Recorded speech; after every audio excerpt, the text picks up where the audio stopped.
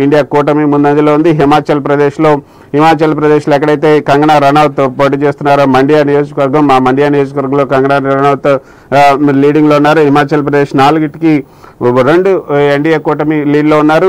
India కూటమి 2 లీడ్లో ఉంది. జమ్మూ కాశ్మీర్లో మొత్తం 6 స్థానాలకు 3 స్థానాలు ఈసారి ఇండియా కూటమి దక్కించుకునే అవకాశం ఉంది. ఎన్డీఏ కూటమి కూడా 3 అక్కడ టగ్ ఆఫ్ వార్గా ఉంది. ఎన్డీఏ కూటమి జమ్మూ కాశ్మీర్లో ఆర్టికల్ 370 తర్వాత జరుగుతున్నటువంటి తొలి జనరల్ ఎలక్షన్ ఈసారి మాత్రం చాలా ఇంట్రెస్టింగ్గా ఉండబోతుంది. జమ్మూ కాశ్మీర్ ఏం జరగబోతుంది అన్నది. ఇక కర్ణాటకలో అయితే 28 స్థానాలకు గాను ఇప్పటి వరకు వచ్చినటువంటి ట్రెండ్స్ ప్రకారం చూస్తే 16 స్థానాల్లో బీజేపీ ముందంజలో ఉంది. 6 స్థానాల్లో కాంగ్రెస్ పార్టీ ముందంజలో. ఇది చాలా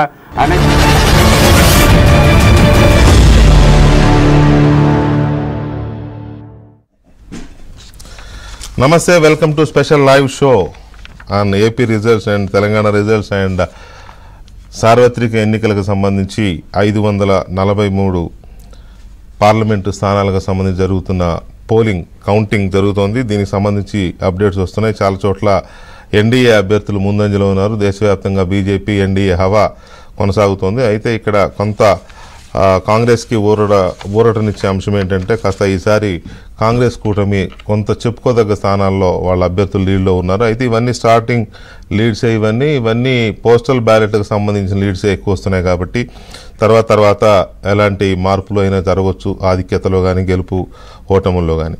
అలాగే మనం ఆంధ్రప్రదేశ్ని తీసుకుంటే ఆంధ్రప్రదేశ్లో 175 అసెంబ్లీ స్థానాలకు గాను హోరాహోరీ పోరు మనం చూసాం. ఈ హోరాహోరీ పోరులో ఎవరు గెలుస్తారు అనేది పెద్ద ఉత్కంఠగా మారింది.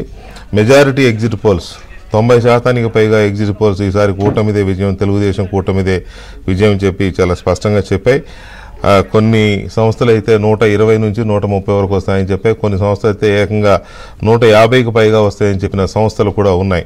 కానీ ఇప్పుడు మనం లీడ్స్ చూస్తూ ఉంటే టీడీపీ కూటమి ఇప్పటికే 50 స్థానాల్లో ఆధిక్యతలో ఉంది. వైసీపీ కేవలం 2 స్థానాల్లో మాత్రమే ఆధిక్యతలో ఉన్నట్టుగా మనకు కనబడుతుంది. అందులో పులివెందులు ఒకటి. ఇంకోటి ఏంటి అనేది ముందు మనకు చాలా తెలుస్తాయి ఇటువంటి విచిత్రాలు. సో దీని మీద మనం ఒకసారి ఏపీకి సంబంధించిన ఒక రౌండప్ మా ఏపీ బ్యూరో చీఫ్ రామారావు ఇస్తారు. తర్వాత డిబేట్లో కూడా వెళదాం. Ramarao, good morning. Good morning Venkatakrishna. ఏంటి అప్డేట్స్ ఎలా ఉన్నాయి? కౌంటింగ్ ఎలా జరుగుతుంది? ఓన్లీ పోస్టల్ బ్యాలెట్స్ అయినా ఎక్కడైనా ఈవీఎంలు కౌంటింగ్ కూడా స్టార్ట్ అయిందా? వెంకటకృష్ణ, పోస్టల్ బ్యాలెట్స్ కౌంటింగ్ కూడా ప్రారంభమైంది. పోస్టల్ బ్యాలెట్ కౌంటింగ్ 8 గంటలకు ప్రారంభమైతే ఆంధ్రప్రదేశ్లో ఈవీఎంల కౌంటింగ్ కూడా రాజమండ్రి రూరల్ బుచ్చయ్య చౌదరి, అదేవిధంగా కుప్పంలో చంద్రబాబు నాయుడు, మంగళగిరిలో నారా లోకేష్ జనరల్ కౌంటింగ్ కూడా ఈవీఎంలు బిగినాయి. ఈవీఎంలు బిగినైన తర్వాత రాజమండ్రి రూరల్లో బుచ్చయ్య చౌదరి దాదాపుగా 5,800 ఓట్ల ఆధిక్యతలో ఉన్నారు. కుప్పంలో చంద్రబాబు నాయుడు 3,800 ఓట్ల ఆధిక్యతలో ఉన్నారు. మంగళగిరిలో నారా లోకేష్ 2,800